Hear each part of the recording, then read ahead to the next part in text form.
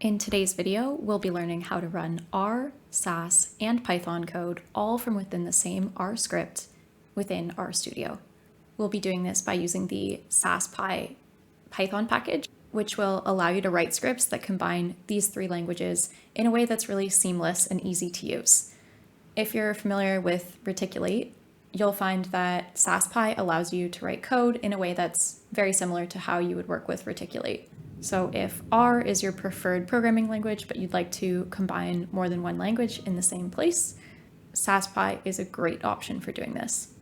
The steps that we'll be following today will require that you have admin privileges on the computer that you're using. There are workarounds if you don't have admin privileges on your computer, but we won't go over that today. If you find this video helpful, please be sure to subscribe to my channel so that I can continue to make content like this. A preliminary step before we do anything else is making sure that we have all of the correct things installed. First, you're going to want to make sure that you have R, RStudio, SAS, Python, and Java installed on your machine. Please note that SAS is not open source, and therefore you do have to have a subscription to the SAS programming language in order to follow the steps that we'll be using today. Once you've got all these languages installed, we're going to install SASPy, which is a Python package. There's more than one way to install a Python package, but since this is a video focused on the R programming language primarily, I'll be using reticulate to install this Python package. Once I open RStudio, I first load the reticulate package. To verify that my Python installation is available to R, I can run pyavailable. If that returns true, this tells me that R can access my Python installation. In that case, I'm ready to move forward and install the SASPy package. And I'll do that using the py_install function from the reticulate package. The first argument that I'll pass is the name of the Python package that I'd like to install, which in this case is SASPy. And the second argument that I'll pass is pip equals true. This will take a few minutes to run. And once that's finished running, you can check whether or not the installation was completed successfully by running the py_module_available function from the reticulate package. If that returns true, you're ready to go on to the next step. Next, we need to determine the location of the SASPy installation. This is going to depend on your computer, but assuming you used a pip install, it should be found under the site-packages directory wherever your Python installation is located. If you're not sure where your Python installation is located, you can open command prompt and run where Python. But if you're like me and you have more than one Python installation, you might need to dig around a little bit in order to find the correct location.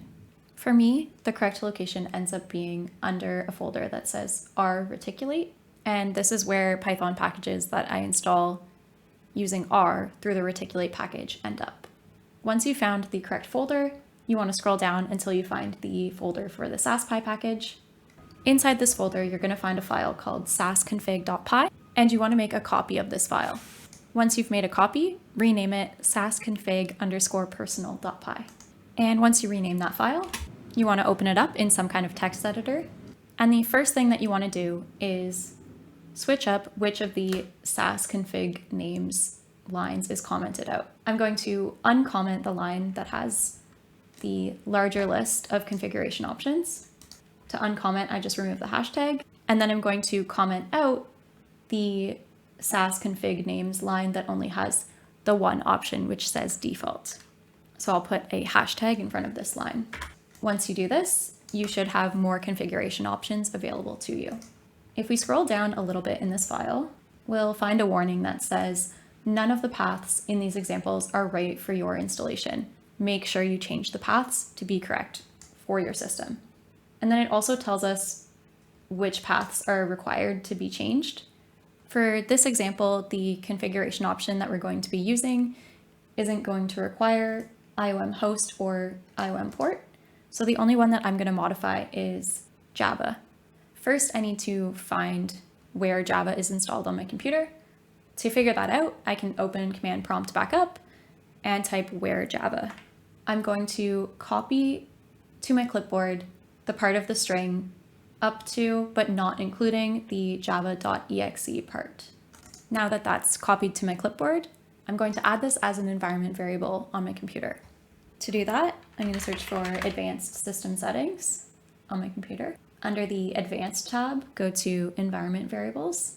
Under System Variables, go to New, call it Java in all lowercase, and then paste in the Java path that you copied to your clipboard. Under the first part of this box, look for the variable that says path, and then click Edit, go to New, and call it %Java %bin. Hit enter and press OK. Then you can close all of these windows. And now you're ready to go back to RStudio and use SASPy. Note that you might need to restart your computer or restart your RStudio session in order to get everything working properly. But once you've done that, you can use the import function from the reticulate package to import SASPy into R. Make sure that you assign it to an object that'll be easy to use. I'm going to call this object SASPy. Running this line of code, I can see that this Python package is now available for use from within RStudio. If I want to create a SAS session, I'll use the SAS session function from the SASPy Python package, and then I'll have to specify which configuration I want to use. The options that you have to choose from are the options that were in the configuration file that we edited earlier.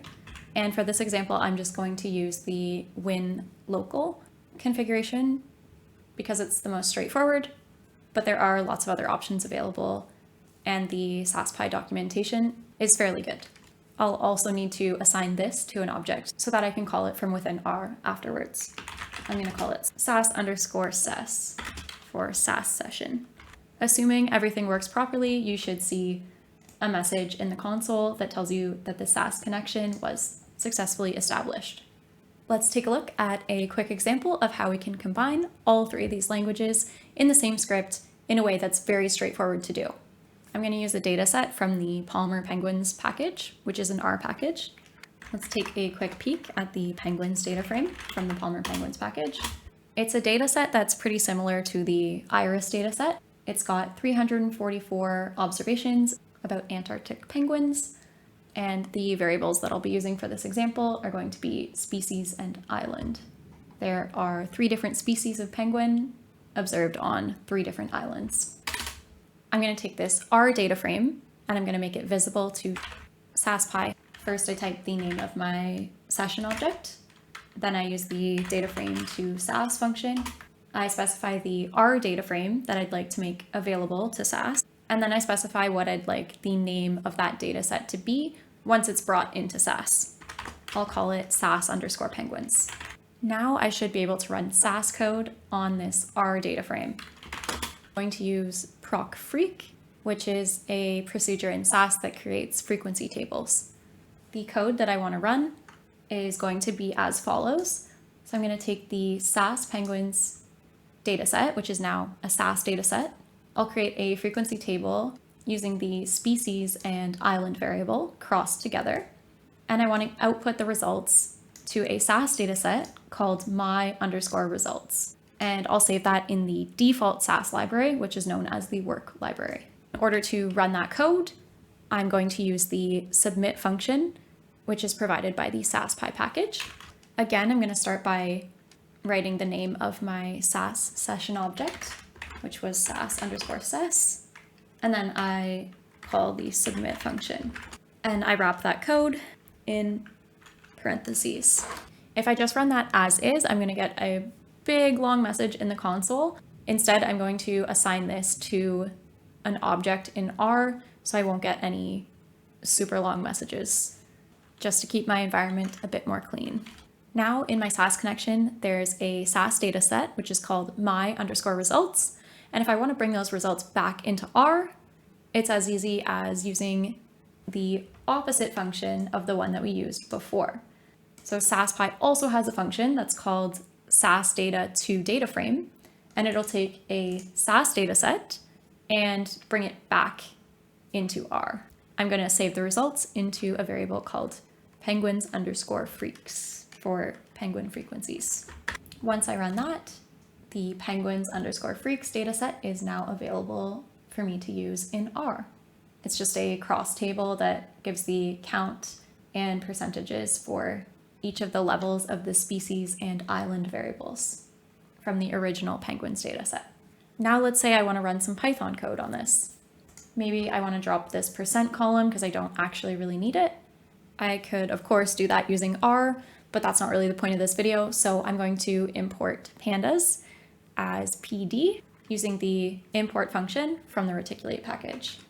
To drop the % column from the penguins_freaks dataset, I'll use the drop function, which is available to use on pandas data frames.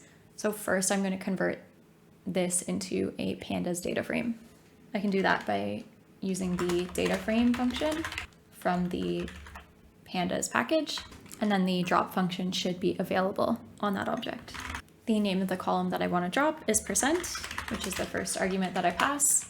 And the second argument is going to be a 1, which is going to specify that I want to remove the column that's called % rather than the row that's called %. Once I run that, I can see that the penguins_freaks pandas data frame now only has 3 columns: species, island, and count. Now that I've applied some Python code to this data frame, I'll apply some R code to this data frame. Let's create a quick ggplot. First, I'm going to use the py_to_r function from the reticulate package to convert that pandas data frame back into an R data frame. I'll pipe that to the ggplot function. I'm going to create a bar chart, which has the counts as the y variable, the species along the x-axis, and I'll have 3 plots, one for each of the values of the island variable. And I get this very simple ggplot, which was created by taking an R data frame, passing it to SAS, applying a SAS procedure to that R data frame, taking the results from SAS, back into R, applying some Python code to it, and then applying some R code to it. The SASPy package makes it really easy to combine all 3 of these languages in a way that's super straightforward to use so that you can get the best of both worlds, or in this case, the best of all 3 worlds. Thanks so much for watching this video. Please subscribe if you haven't already.